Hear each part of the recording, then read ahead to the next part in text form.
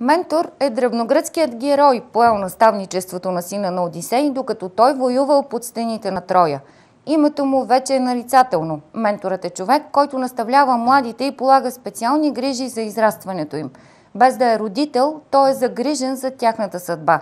Ментори, които да работят с деца в риск в община Враца, търсят от Дружеството за религиозна подкрепа на лишените от свобода и от гражданската мрежа Активна общност Враца. Екип от 20 ментори, което е доста малка цифра, но това е цифрата като долна граница. Естествено, колкото повече ментори, толкова повече увеличаваме възможността да работим с по-широк кръг от деца. Целевата ни група обаче е 100 деца от община Враца. Менторите ще помагат в превенцията на децата с криминални прояви. Задачата им е да създадат добра, защитена среда за тяхното развитие в активната гражданска общност. Тяхната цел ще е да работят за укрепване на капацитета на институциите, работещи с деца, които са в конфликт с закона.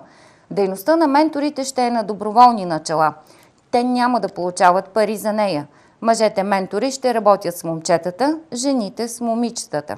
Много е важно това за менторската роля, тъй като всеки проект, който провокира, цели работа с деца, крие и рискове от злоупотреба. В цялата програма, менторската, ние се опитваме да бъдем много превентивни в това отношение, да предпазим създаване на връзки, които крият риск от злоупотреба с деца. Самите ментори ще бъдат проверени от МВР за престъпления или посегателства срещу личността.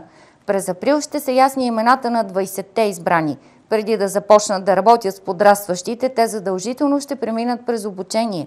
От тях ще се очаква поне 10 часа в месеца да общуват с проблемните деца.